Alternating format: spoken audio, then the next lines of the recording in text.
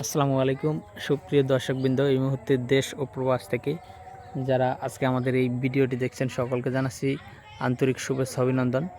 দর্শক, যে গাছটি বর্তমানে দেখানো হচ্ছে এটি মূলত স্মার্ট নেপিয়ার ইন্দোনেশিয়ান ঘাস।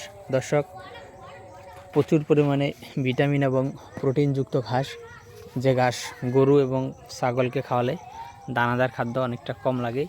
দর্শক, পাশাপাশি এই ঘাসটা প্রচুর পরিমাণে নরম এবং মিষ্টি হয় এবং দীর্ঘদিন পর্যন্ত জমিতে নরম থাকে। দর্শক, অন্যান্য ঘাস অল্প সময়ে অনেক অধিক লম্বা হয় এবং নিচের দিকে অনেকটা টাইট হয়ে যায়, কিন্তু ইন্দোনেশিয়ান স্মার্ট নেপিয়ারটি আপনার একটু সময় বেশি লাগে। অন্যান্য ঘাসের থেকে এই ঘাসটিতে সময় বেশি লাগে এবং এটি দীর্ঘদিন নরম থাকে।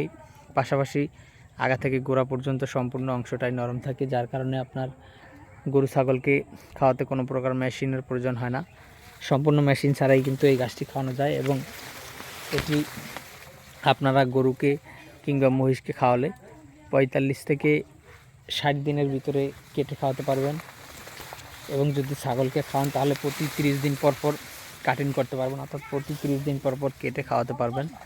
তো দর্শক বন্ধুরা, আমরা ইন্দোনেশিয়ান স্মার্ট নেপিয়ার, যারা elephant hybrid, Zanzibar, Taiwan, Guatemala সব ধরনের ঘাসের কাটিং আমরা রেখেছি।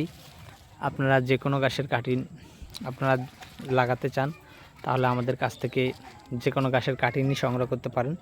দর্শক, এই গাছগুলো খুবই দেখতেও অনেকটা সুন্দর এবং বর্তমানে বাংলাদেশে যত প্রকার ঘাস রয়েছে এর মধ্যে স্মার্ট নেপিয়ার ঘাসটি সবচেয়ে বেশি গরু ছাগল খায়। তার কারণ হলো এটি এই ঘাসের পাতাতে ধার কম, পাশাপাশি এই গাছটি খুবই নরম এবং মিষ্টি এবং এই ঘাসে প্রচুর পাতাও হয়। তো দর্শক, এই ঘাসের কয়েকটি লক্ষণ রয়েছে অন্যান্য ঘাসের থেকে আলাদা, যার কারণে এটি নরম, মিষ্টি এবং ধার কম, পাতা বেশি, সে কারণে আসলে আবার দীর্ঘদিন নরম থাকে। সে কারণেও কিন্তু গরু ছাগল অন্যান্য ঘাসের থেকে এই ঘাসটি অনেক বেশি খায়। তো দর্শক, আপনার যে কোনো ঘাসের কাটিংয়ের জন্য অথবা যে কোনো খামার ভিত্তিক পরামর্শের জন্য আপনি আমাদের স্ক্রিনে দেওয়া নম্বরে যোগাযোগ করতে পারেন।